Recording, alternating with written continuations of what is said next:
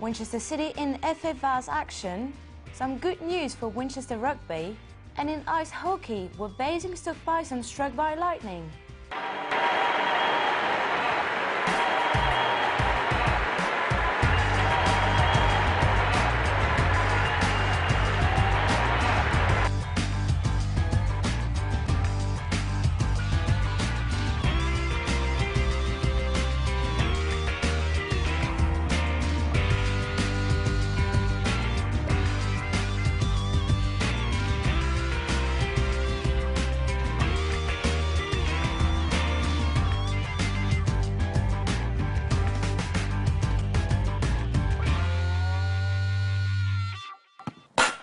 Hello and welcome to Sportsweek. I'm Judy Cordier.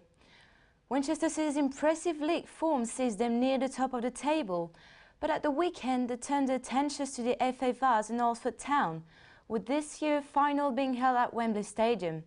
Sam Ashton was at this local derby to see if Winchester could progress to the next round. An early Chris Mason corner bypassed both sets of players to get Winchester off to a great start. And almost straight away, Dominic Allen made it 2 with an emphatic finish.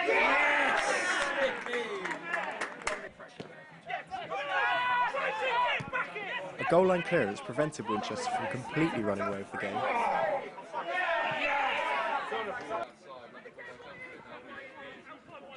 Before the crossbar played a part in keeping the scoreline respectable.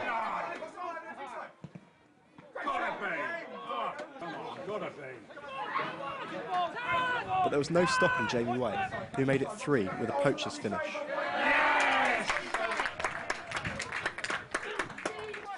Charlie Smeaton scored Winchester's 4th before half-time, thanks to a perfect ball from Allen.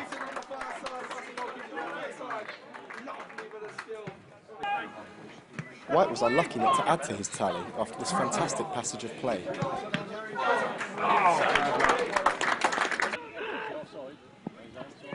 White picked up his 13th goal of the season with a delicate finish to make it 5-0.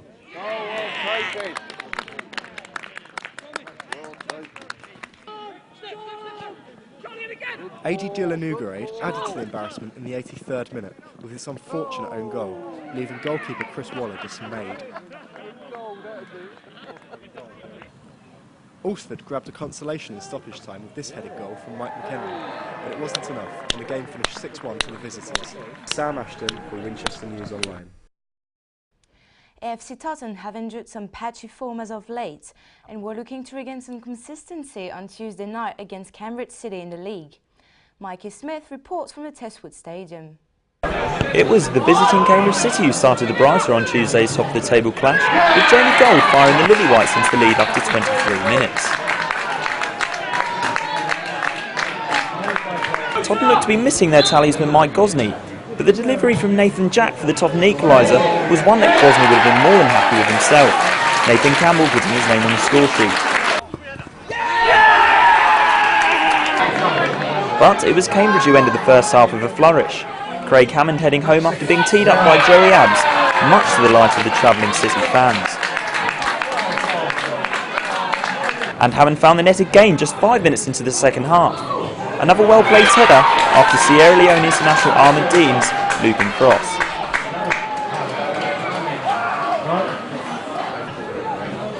FC Tottenham rallied though and did pull a goal back on 66 minutes. Jack turning from provider to scorer to set up a grandstand finish. The Stags came close to equalising in the final minute, but Cambridge held on and now lie just 2 points below Tottenham. Mikey Smith for Winchester News Online.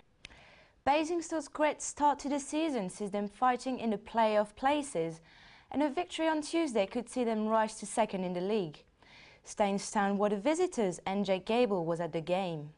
Hello, you join me tonight from a very wet and windy Camrose Stadium as Basingstoke Town face Staines Town in the Blue Square South. Basingstoke in impressive form recently and they come up against Staines this evening. Striker David Pratt will no doubt be looking to add to his recent impressive goal-scoring tally. Midfielder Sean McCauley in the starting lineup for this one, and he'll be hoping to carry on his hot streak. Now let's take a look at the team lineups. Ashley Bays continues in goal for Basingstoke this evening, and we've got a back four of Smart, Little, Parmenter and Gasson.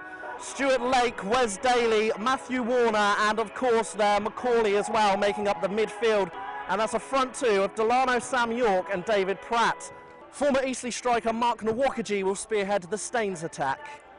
It was Basingstoke who started the brightest, Matt Warner testing Louis Wells in the Staines goal with this early effort. And after a drab first half, the home side were awarded a penalty after the restart. Sean Macaulay going down after a scrappy tangle in the 6-yard box. It was Macaulay himself who took the spot kick, firing home on the rebound.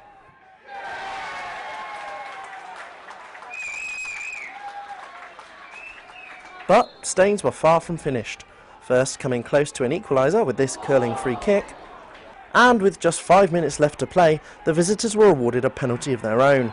Mark Nwakaji bundled over by last man Taylor Parmenter, who was dismissed for his challenge on the former Eastleigh striker.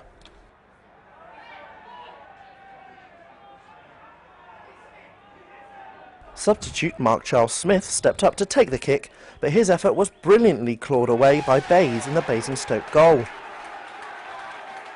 But with just 1 minute of the 90 left to play, Charles Smith made up for his earlier miss, slamming home from 15 yards to level the scores at 1 apiece.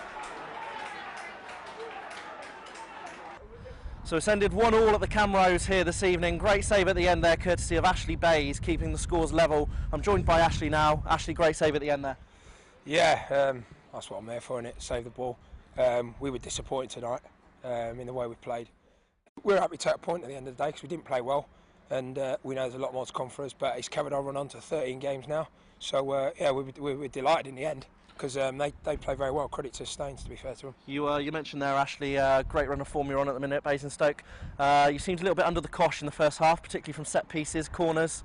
Yeah, I mean, like I say, you got to give Staines credit. They came at us tonight, which we expect. Now we're on a good run, and we're up there. We're there to be shot at. Another goal for Macaulay in the midfield tonight, Ash. He's doing well this season. Yeah, Maco's come like me at the start of the season, and he's in a rich vein of form. So long may it continue. So yeah, brilliant. Jake Gable, Winchester News Online. Eastleigh manager Ian Baird has been under huge pressure after poor league form and their exit from the FA Cup.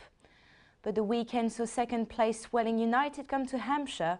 They'll go on also whether Welling could put Baird's future at Eastleigh in jeopardy. Eastleigh hosted second place Welling United on Saturday, and expectations were low with the home side coming into the game on the back of 3 straight defeats.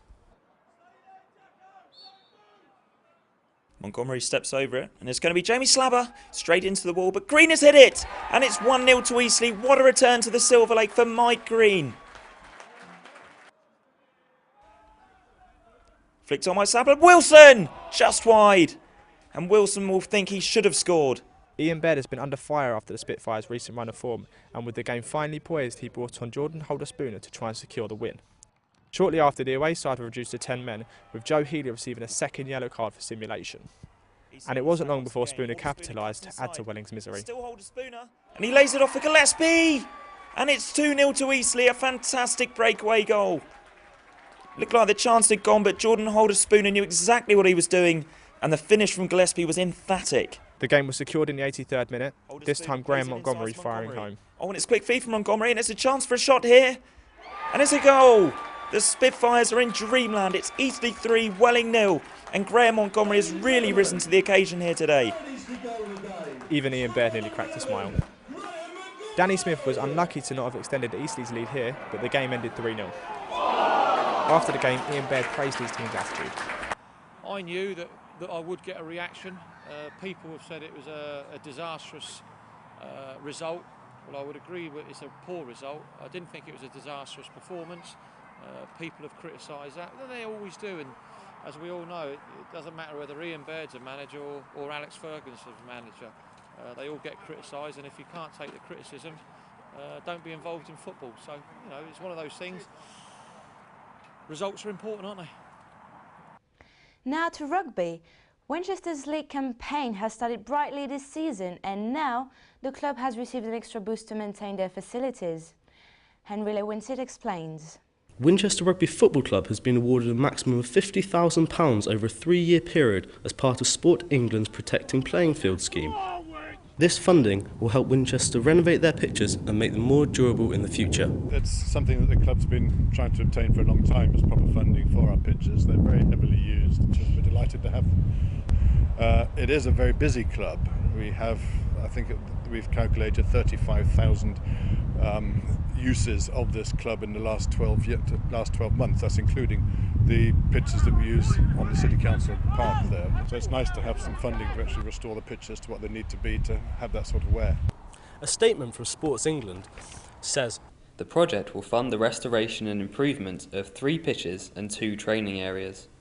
This award will be used to repair the damaged areas, enabling them to be used by the wider community for years to come." The major changes the club has planned are to install an irrigation system, improve drainage and reseed the pitches with a more durable type of grass. If we can get this project right, it'll be a lot more robust and we'll be able to go on expanding and go on helping the other organisations in the community. This money from Sport England has come at exactly the right time, when the club on the pitches is on its way up, in the clubhouse is on its way up. Henry Lewin Titt for Winchester News Online. And finally this week, Basingstoke Bison hosted Milton Keynes Lightning at the weekend, with the home side looking to climb the English Premier League table. Michael Connolly reports from Planet Ice Arena to see if the Lightning could strike down Basingstoke. Milton Keynes Lightning travelled to the Planet Ice Arena to face the Basingstoke Bison, who will be looking to stabilise their erratic league form. And although the hosts had the early chances, it was Milton Keynes who took the lead through Lee Jameson at 13:27, after a mix-up between 2 Bison players. And only a minute later, Basingstoke thought they had equalised, but the referee decided the goal had moved before the puck had crossed the line. Our replay showed that the referee might have just got this one correct. Milton Keynes pressed early in the second period, but were denied by the Bison stopper. The Lightning netminder also saved well to deny Basingstoke's Steve Moria. And into the third period, the Lightning netminder seemed to get even better, repeatedly denying the Bison stampede. With saves like this, it was no wonder both teams' netminders picked up Man of the Match awards.